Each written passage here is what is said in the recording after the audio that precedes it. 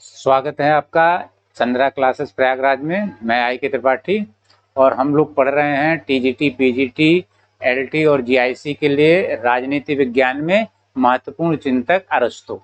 अरस्तू पे हमने पिछले लेक्चर में उसका सामान्य जीवन परिचय, उसके ग्रंथों पे चर्चा की और आज हम अरस्तू के राज्य पर विचार का अध्ययन करेंगे कि अरस्तू के राज्य पर क्या विचार थे। तो आइए शुरुआत करें। इसके लिए हम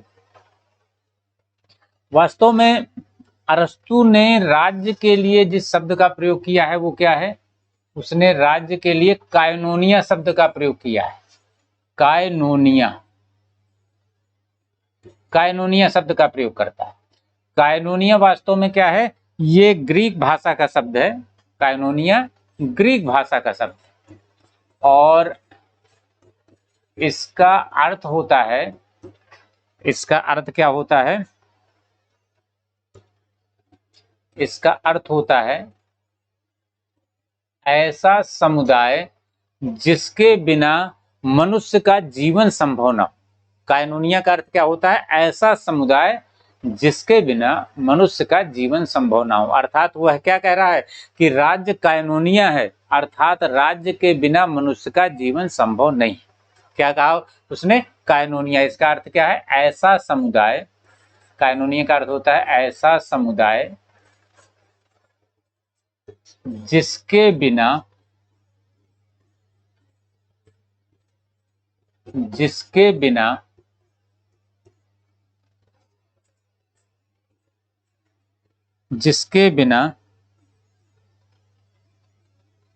मनुष्य का जीवन संभव ना हो।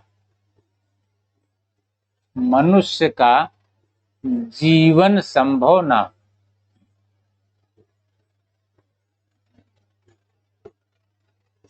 हो।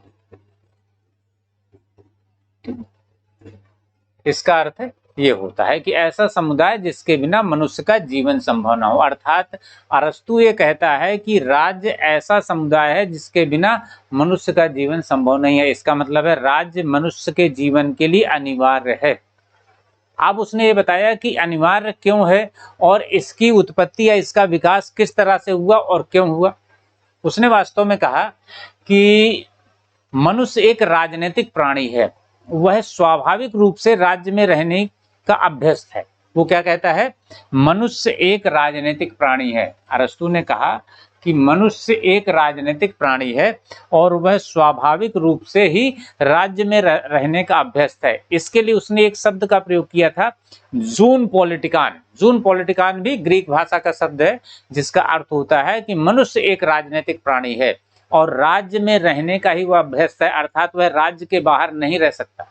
अरस्तू कहता था कि जो राज्य के बाहर रहता है वह या तो पशु है या देवता है। अरस्तू ने क्या कहा? अरस्तू कहता है मनुष्य एक राजनीतिक प्राणी है। मनुष्य एक राजनीतिक प्राणी है तथा वह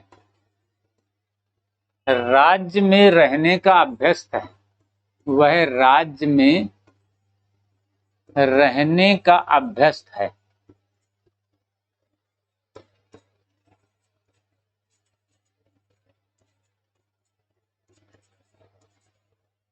इसके लिए उसने जिस शब्द का प्रयोग किया था वो कौन सा शब्द था? ये शब्द उसने जो प्रयोग किया था वो था जून पॉलिटिकान। पॉलिटिकान, जून पॉलिटिकान, जून पॉलिटिकान। ये भी ग्रीक भाषा का शब्द है। इसका अर्थ होता है कि मनुष्य एक राजनीतिक प्राणी है। तो आपसे कभी ये भी पूछा जा सकता है कि उसने मनुष्य को एक राजनीतिक प्राणी माना और इसके लिए उसने किस शब्द का प्रयोग किया है? जून पॉलिटिकान का। इसका अर्थ है मनुष्य एक राजनीतिक प्राणी है। अरस्तू कहता है, अरस्तू ने क्या कहा कि जो व्यक्ति या जो भी राज्य के बाहर रहता है वह या तो पशु है या देवता है। अरस्तू कहता है जो राज्य से बाहर रहता है, राज्य से बाहर रहता है,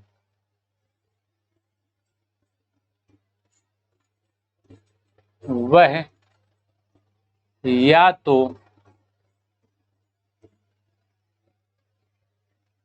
पशु है या देवता। इसका मतलब वो ये कह रहा है कि कोई भी मनुष्य राज्य से बाहर नहीं रह सकता। क्यों नहीं रह सकता? वो कहता है कि कोई भी मनुष्य राज्य से बाहर नहीं रह सकता, क्योंकि जो राज्य से बाहर है वह या तो पशु है या फिर वो देवता है।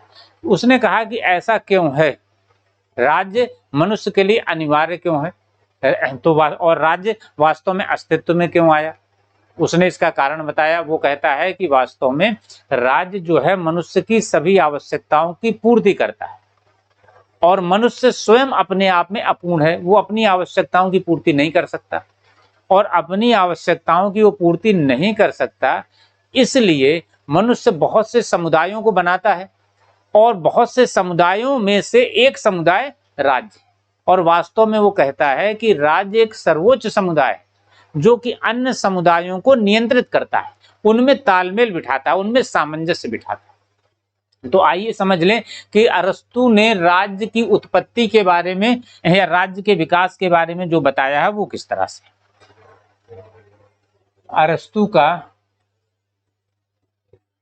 अरस्तु के अनुसार राज्य का विकास, अरस्तु के अनुसार राज्य का विकास किस किस तरह से हुआ, ठीक, कैसे कैसे राज्य का विकास हुआ, और इसका सबसे बड़ा कारण क्या था। इसका सबसे बड़ा कारण उसने बताया मनुष्य का अपने आप में अपूर्ण होना। सबसे बड़ा कारण उसने बताया मनुष्य का अपने आप में अपूर्ण होना, अपने आप में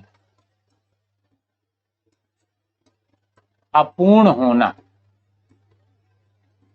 वो कहता है कि वास्तव में मनुष्य अपने आप में अपूर्ण है।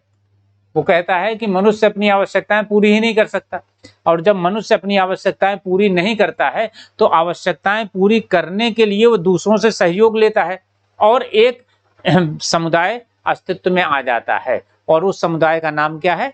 परिवार है। वो कहता है कि मनुष्य अपनी आवश्यकताओं को पूरा करने के लिए दूसरे लोगों का सहयोग लेता है, और जब एक मनुष्य ने दूसरे मनुष्य का सहयोग लिया तो फिर एक समुदाय अस्तित्व में आ गया। ये कौन सा समुदाय है? ये परिवार है। उसने कहा कि ये परिवार अस्तित्व में आता है, और ये परिवार ही प्राथमिक समुदाय है, क्योंकि सबसे पहले यही अस्तित्व में आता है। और मनुष्य को क्या अपेक्षा रहती है कि इस परिवार के अस्तित्व में आ जाने पर उसकी सब आवश्यकताएं पूरी हो जाएंगी, लेकिन इसमें मनुष्य की सब आवश्यकताएं पूरी नहीं हो पाती, तो फिर यही परिवार विकास कर जाता है ग्रामों में, और फिर ग्राम में भी मनुष्य की सब आवश्यकताएं पूरी नहीं हो पाती, तो ग्राम विकास कर जाता है राज्यों में। किस किस क्रम में करता है उसको हम समझ लेते हैं। अरस्तु ने क्या कहा कि मनुष्य, अरस्तु क्या कहता है? मनुष्य अपूर्ण है, मनुष्य अपूर्ण है। इसका मतलब है कि वो अपनी आवश्यकताएं पूरी नहीं कर सकता। वो कह रहा है मनुष्य अपूर्ण है, इसका अर्थ है वह अपनी आवश्यकताएं पूरी नहीं करता। इसका परिणाम क्या होता है? परिवार नामक समुदाय अस्तित्व में आता है, अस्तित्व में आता है। ठीक, परिवार क्यों अस्तित्व में आया? क्योंकि मनुष्य अपनी आवश्यकताओं को पूरा नहीं कर पा रहा है, उसे अपनी आवश्यकताओं को पूरा करने के लिए दूसरों के सहयोग की जरूरत है, और ये परिवार इसी कारण अस्तित्व में आया। और ये परिवार क्या होता है? ये होता है वास्तव में व्यक्तियों का समूह होता है। ये होता है व्यक्तियों का समूह। परिवार क्या होता है? व्यक्तियों का समूह, व्यक्तियों का समूह होता है।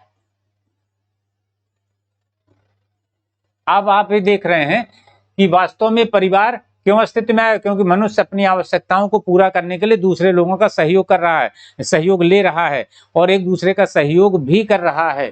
तो इस कारण परिवार अस्तित्व में आया। ये प्राथमिक समुदाय है, पहला समुदाय है। ये कैसा समुदाय है? ये वास्तव में प्राथमिक समुदाय है। यहां पे लिख दे रहे हैं, ये प्राथमिक समुदाय है, प्राथमिक समुदाय, प्राथमिक समुदाय है ये। ठीक, अब क्या है, मनुष्य को क्या इच्छा है? मनुष्य को ये उम्मीद थी कि इस परिवार में मनुष्य की सब आवश्यकताएं पूरी हो जाएंगी। उसे ये उम्मीद थी कि सब आवश्यकताएं पूरी होंगी, लेकिन होता क्या है, सब आवश्यकताएं पूरी नहीं होती हैं, बल्कि उसकी केवल कुछ ही आवश्यकताएं पूरी हो रही हैं। क्या हो रहा है? केवल कुछ आवश्यकताएं पूरी हो रही हैं, कुछ आवश्यकताएं, कुछ आवश्यकताएं पूरी। लेकिन मनुष्य को कुछ आवश्यकताएं पूरी होने से उसका काम चलने वाला नहीं है, उसे अपने जीवन की सारी आवश्यकताओं की पूर्ति करनी है। तो इसका परिणाम क्या होता है? कुछ आवश्यकताएं ही पूरी हुई, तो फिर इसका परिणाम क्या निकला? सब आवश्यकताएं पूरी नहीं हुई, कुछ आवश्यकताएं पूरी हुई, सभी नहीं। यहां पे लिखें सभी नहीं। और जब सभी आवश्यकताएं पूरी नहीं हुई तो फिर इसका परिणाम क्या निकला? इसका परिणाम निकला, परिणाम क्या निकला? ग्राम अस्तित्व में आए, ग्राम अस्तित्व में आए।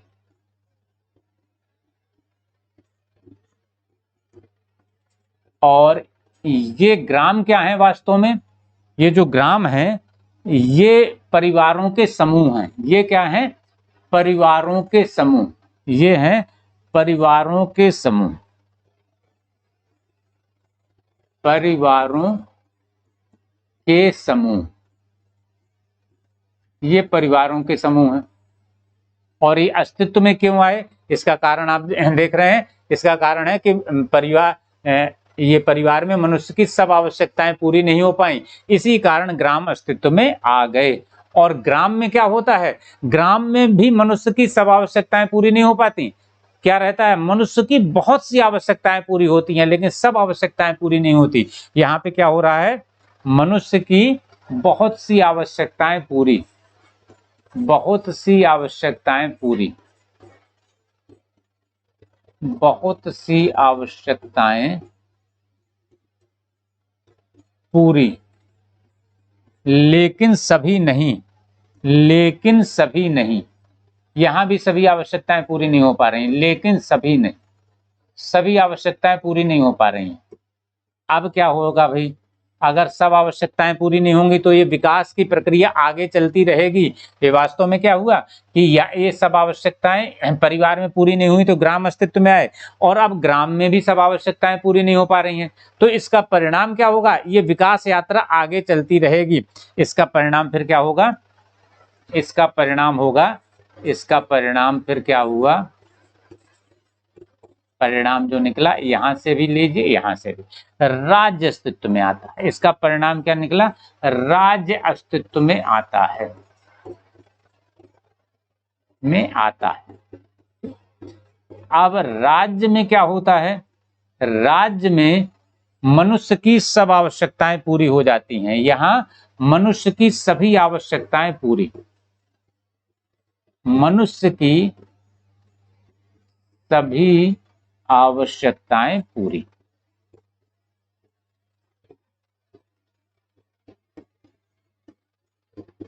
पूरी। ठीक, और जब सब आवश्यकताएं पूरी होंगी तो फिर क्या होगा? ये विकास यात्रा यहीं रुक जाएगी। क्यों रुक जाएगी?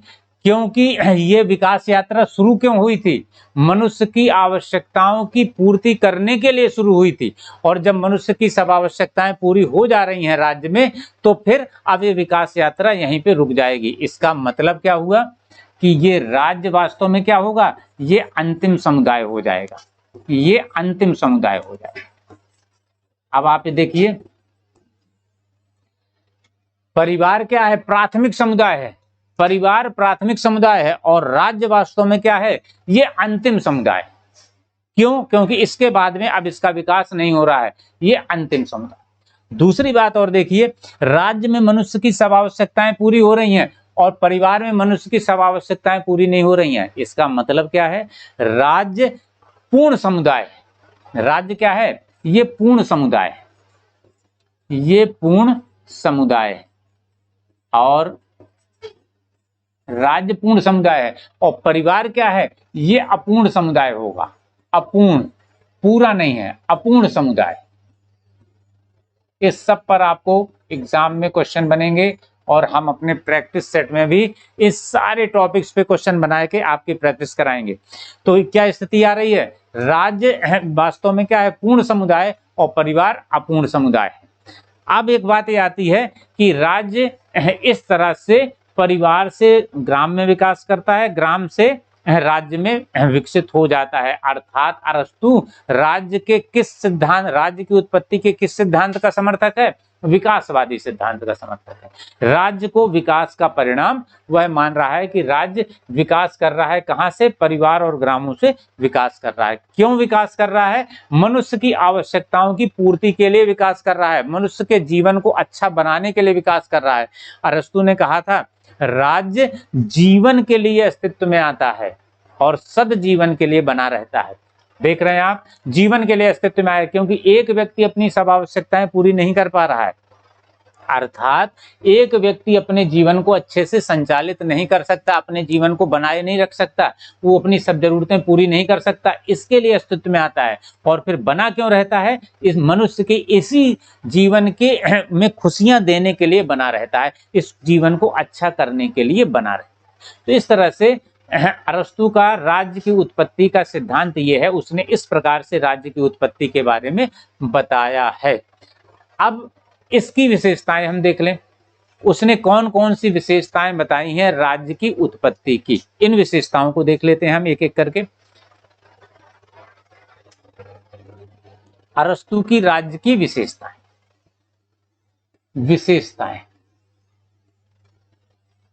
विशेषताएं कौन कौन सी हैं? पहली विशेषता क्या दिखाई दे रही है? राज्य प्राकृतिक होता है। क्यों प्राकृतिक है? उसके दो कारण हैं। पहले तो इसको लिख लें हम, राज्य प्राकृतिक समुदाय,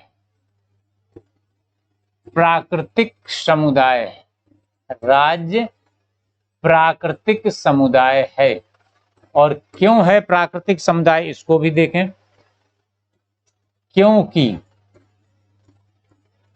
क्योंकि इसके दो कारण, ठीक, इन दो कारणों पे हम चर्चा करेंगे। प्राकृतिक समुदाय क्यों है? पहली बात तो यह है कि जो मनुष्य है वह प्राकृतिक रूप से राज्य में रहना चाहता है, उसकी प्रकृति ही राज्य में रहने की। उसने कहा था कि मनुष्य एक राजनीतिक प्राणी है, इसके लिए उसने जून पॉलिटिकान शब्द का भी प्रयोग किया। हमने आपको अभी थोड़ी देर पहले बताया है कि उसने जून पॉलिटिकान शब्द का भी प्रयोग किया है। किसके लिए? मनुष्य एक राजनीतिक प्राणी है, ये बताने के लिए। अर्थात अरस्तु कहता है कि मनुष्य की प्रकृति ही राज्य में रहने की है, और जब मनुष्य की प्रकृति ही राज्य में रहने की है तो उस प्रकृति से निर्मित समुदाय अपने आप प्राकृतिक होगा। स्वाभाविक सी बात है कि जब मनुष्य की प्रकृति ही राज्य में रहने की है तो राज्य प्राकृतिक ही होगा। तो पहला कारण क्या है? मनुष्य की मूल प्रकृति या मूल प्रवृत्ति राज्य में रहने की है, राज्य में रहने की है। इसीलिए इस प्रवृत्ति से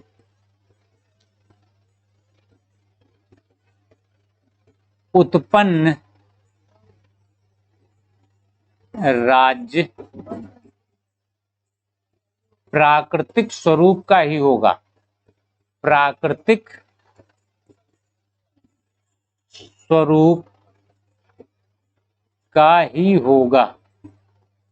क्लियर? बिल्कुल, क्योंकि मनुष्य की मूल प्रवृत्ति या मूल प्रकृति ही प्राकृतिक है, वो राज्य में रहने की है।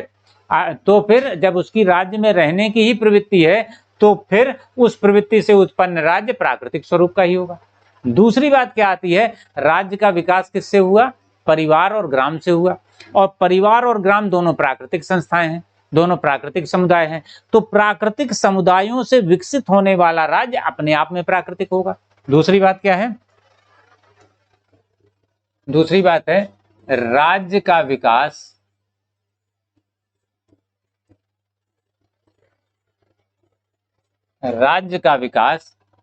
ग्राम, राज्य का विकास परिवार और ग्राम, ऐसे लिखना चाहिए। राज्य का विकास परिवार और ग्राम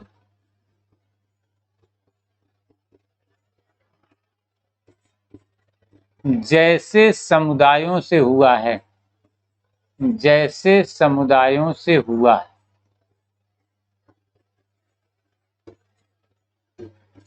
जो कि स्वयं प्राकृतिक समुदाय हैं, जो कि स्वयं प्राकृतिक समुदाय हैं।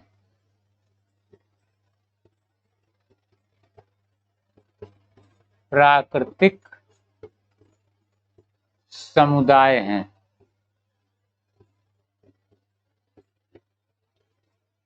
इसलिए इन प्राकृतिक समुदायों से बनने वाला राज्य भी एक प्राकृतिक समुदाय होगा। इसका मतलब क्या हुआ? यहां पे लिख दें, इन प्राकृतिक समुदायों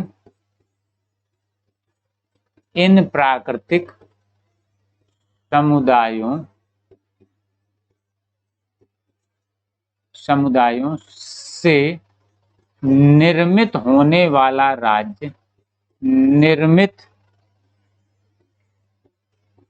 वाला राज्य, स्वयं प्राकृतिक होगा।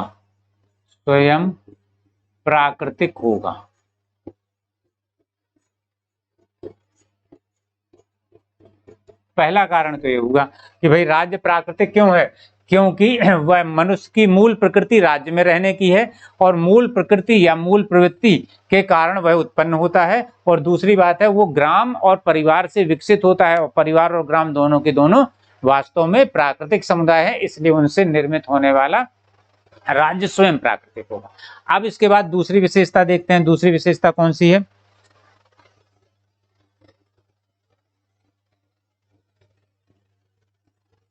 राज्य व्यक्ति का पूर्ववर्ती है। राज्य व्यक्ति का पूर्ववर्ती है।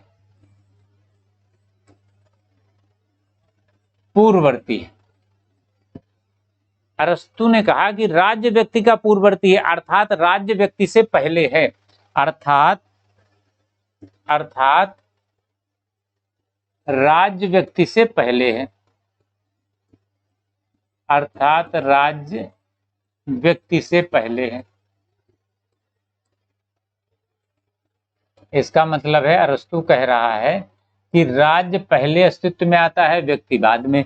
तो यहाँ पर वह जब व्यक्ति का संबंध है, उसका व्यक्ति का अर्थ उसका ये है, ये एक राजनीतिक व्यक्ति से वह बात कर रहा है। यहाँ पर वह कहता है ये राजनीतिक व्यक्ति की बात करता है। ठीक, वास्तव में हमने आपको पिछली क्लास में पढ़ाया है कि अरस्तु की जो अध्ययन विधि है वो सोद्देश अध्ययन विधि है। और सोद्देश अध्ययन विधि का मतलब क्या होता है कि संपूर्ण को जानकर तब उसके अंग को जान सकते हैं। तो राज्य संपूर्ण है और व्यक्ति उसका एक अंग है, उसकी एक इकाई है। तो जब हम संपूर्ण को जानेंगे तभी हम उसके अंग को जान सकते हैं। तो इस तरह से देखा जाए तो संपूर्ण राज्य है उसको पहले जानेंगे तब उसके अंग को जानेंगे। अर्थात राज्य पहले आता है, संपूर्ण पहले आता है, तब उसका अंग या उसकी इकाई बाद में अस्तित्व में आती है, उसको हम बाद में जान सकते हैं। तो यहाँ पर उसका व्यक्ति का मतलब है राजनीतिक व्यक्ति, क्योंकि जैविक व्यक्ति नहीं। क्योंकि जैविक व्यक्ति राज्य से पहले हो सकता है, लेकिन राजनीतिक व्यक्ति राज्य के बाद ही होगा। जब राज्य अस्तित्व में आएगा तब उसमें जो व्यक्ति होगा वह राजनीतिक व्यक्ति होगा। तो यहाँ पर उसका मतलब है व्यक्ति का मतलब है राजनीतिक व्यक्ति, ना कि जैविक व्यक्ति। उसने क्या कहा कि राज्य व्यक्ति से पूर्ववर्ती है या राज्य व्यक्ति से पहले है। क्यों? क्योंकि अरस्तु कहता है कि संपूर्ण को जानकर ही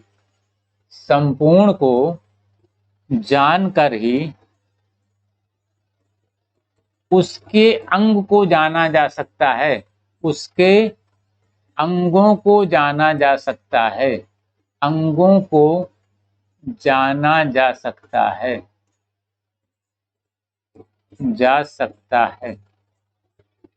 संपूर्ण को जानकर ही उसके अंगों को जाना जा सकता है। इसलिए वो कहता है कि राज्य व्यक्ति से पहले है, राज्य व्यक्ति का पूर्ववर्ती है, और इसी को कहा जाता है सोद्देश अध्ययन विधि। सोद्देश, पिछली क्लास में हमने इसको आपको पढ़ा दिया है, सोद्देश अध्ययन विधि। यही है सोद्देश अध्ययन विधि कि संपूर्ण को जानकर फिर उसके इकाई या अंग को जानना। ठीक, तो ये उसकी हो गई दूसरी विशेषता। वो कहता है कि राज्य व्यक्ति का पूर्ववर्ती है। अब देखते हैं तीसरी विशेषता।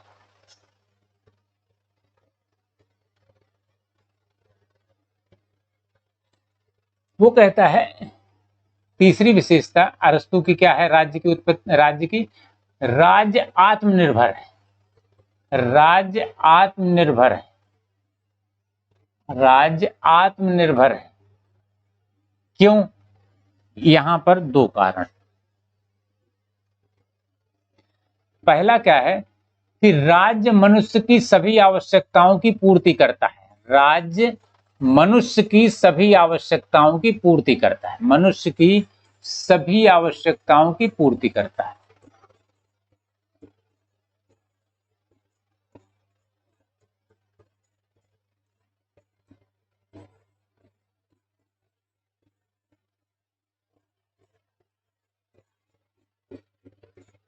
अब आप एक बात देखें कि जो अन्य समुदाय होते हैं वो आत्मनिर्भर नहीं है, जैसे धार्मिक समुदाय,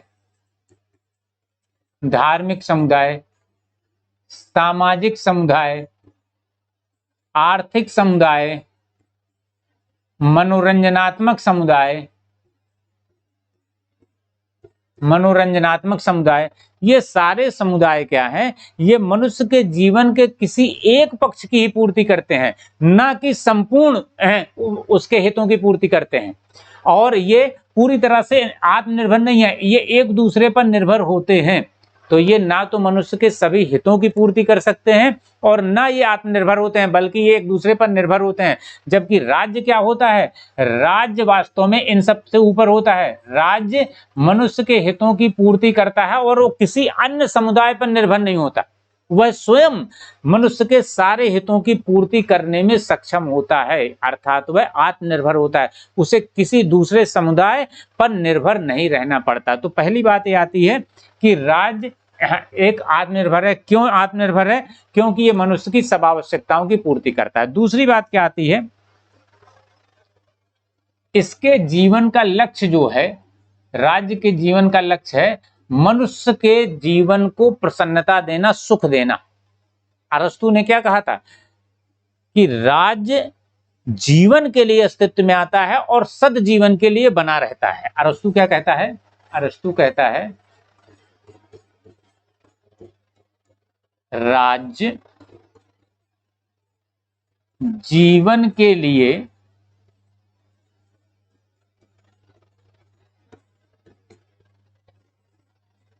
अस्तित्व में आता है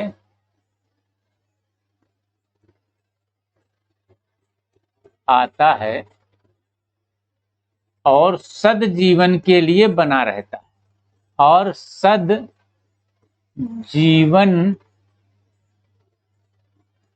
के लिए बना रहता है।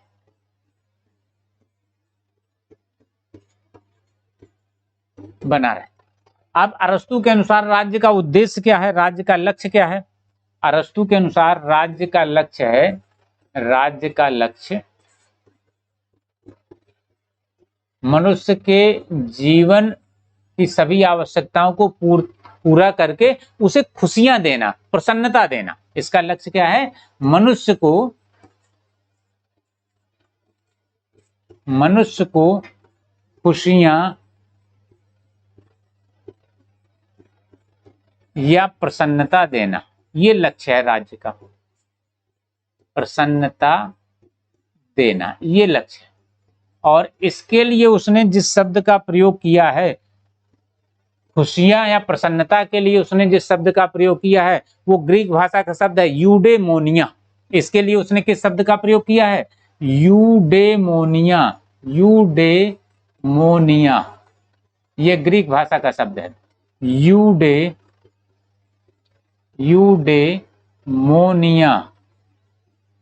यूडेमोनिया ये वास्तव में ग्रीक भाषा का शब्द है, ग्रीक भाषा का शब्द। इसका अर्थ है, इसका अर्थ होता है, यूडेमोनिया का अर्थ होता है प्रसन्नता देना। उसने कहा कि राज्य का जो लक्ष्य है मनुष्य को खुशियां देना या प्रसन्नता देना। तो इस तरह से उसने क्या बताया कि राज्य एक आत्मनिर्भर समुदाय है। क्यों है? क्योंकि मनुष्य की सब आवश्यकताओं की पूर्ति स्वयं कर ले रहा है, इसके लिए उसे किसी अन्य समुदाय पर निर्भर रहने की जरूरत नहीं है। और दूसरी बात है, इसका लक्ष्य मनुष्य के जीवन को खुशियां देना है, और इसके लिए उसने ग्रीक भाषा के शब्द यूडेमोनिया का प्रयोग किया है। अगली विशेषता देख लें फिर उसकी। वो कहता है राज्य सर्वोच्च समुदाय। अरस्तु कहता है राज्य सर्वोच्च समुदाय।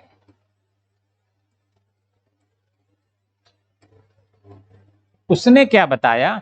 उसने कहा कि वास्तव में मनुष्य अपनी आवश्यकताएं खुद पूरा नहीं कर पा रहा है।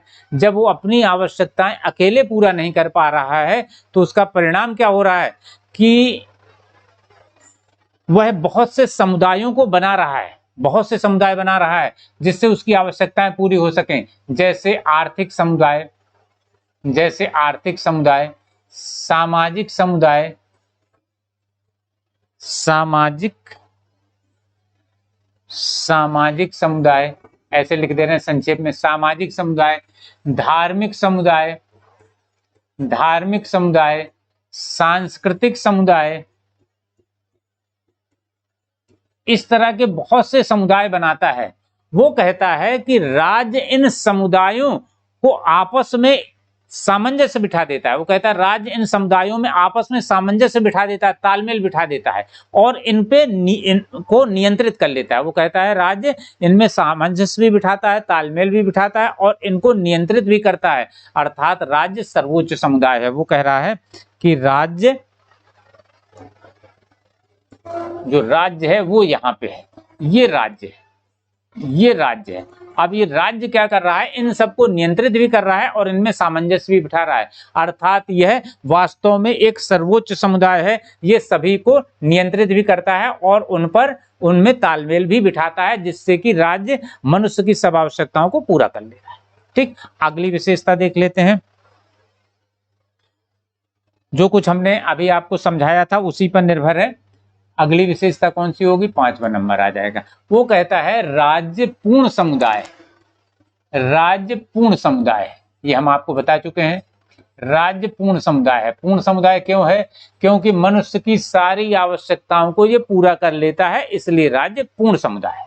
ठीक, अगली बात क्या कहता है? राज्य अंतिम समुदाय है। राज्य अंतिम समुदाय क्यों? क्योंकि इसके बाद में विकास यात्रा रुक जाती है, आगे विकास नहीं होता है। वो कहता है कि यह राज्य अंतिम समुदाय। इस तरह से उसने क्या कहा? परिवार को प्राथमिक समुदाय माना और राज्य को अंतिम समुदाय माना, परिवार को अपूर्ण समुदाय माना और राज्य को पूर्ण समुदाय माना। इसको हम एक बार यहां लिख दे रहे हैं जिससे आपको ये दोहरा उठे। अरस्तु के अनुसार, ठीक, अरस्तु के अनुसार परिवार और राज्य, ठीक, परिवार को उसने क्या माना है? माना है इसे प्राथमिक समुदाय, प्राथमिक समुदाय माना, ठीक। और दूसरा इसको क्या माना? दूसरा माना इसे प्राथमिक समुदाय के अलावा अपूर्ण समुदाय, अपूर्ण समुदाय, ठीक। और राज्य को उसने क्या कहा? इसे प्राथमिक नहीं, ये अंतिम समुदाय, इसके बाद और विकास नहीं होगा, अंतिम समुदाय। और दूसरा क्या माना इसको? राज्य को दूसरा माना उसने इसे पूर्ण समुदाय, पूर्ण समुदाय। तो इस तरह से उसका राज्य की उत्पत्ति का सिद्धांत था, जो कि विकासवादी सिद्धांत है। अरस्तु राज्य के विकासवादी सिद्धांत में विश्वास करता है। उसने इस प्रकार से राज्य के विकास को समझाया है और राज्य की उसकी जो विशेषताएं हैं वो ये सारी निकल के यहाँ से सामने आती हैं। हमें उम्मीद है कि आपको ये सारी चीजें बिल्कुल क्लियर हो गई होंगी। अगले टॉपिक में, अगले लेक्चर में हम अरस्तु का आदर्श राज्य पढ़ेंगे। अरस्तु ने आदर्श राज्य पर क्या कहा है अगले टॉपिक में हम इसको पढ़ेंगे कि वह आदर्श राज्य पर क्या बात कहता है, क्या क्या कहता है। और आज ये जितना कुछ हमने समझाया है, इस पे जब हम प्रैक्टिस कराएंगे तो इस पे ढेर सारे प्रश्नों को हम यहाँ पे शामिल करेंगे। और ये क्लास आपकी टीजीटी, पीजीटी, एलटी, जीआईसी और यूजीसी नेट सभी के लिए समान रूप से उपयोगी है। अगर आप इनमें से कोई भी परीक्षा दे रहे हैं या अन्य लोक सेवा आयोगों या अन्य राज्यों की शिक्षक भर्ती परीक्षाएं, जैसे राजस्थान से शिक्षक भर्ती परीक्षा आई है या किसी अन्य राज्य से जो शिक्षक भर्ती परीक्षा आप देते हैं, उन सब के लिए पॉलिटिकल साइंस में ये समान रूप से उपयोगी है। तो जैसा कि आप जानते हैं, हम आपको फिर से एक बार फिर बता दे रहे हैं कि हमारे ऑफलाइन ऑनलाइन बैचेज स्टार्ट हो गए हैं। आप उसमें प्रवेश लेके अपनी परीक्षा की तैयारी को अच्छी तरह से कर सकते हैं और अपनी सफलता को सुनिश्चित कर सकते हैं। तो अगले क्लास में, अगले लेक्चर में हम पढ़ेंगे अरस्तु का आदर्श राज्य। धन्यवाद।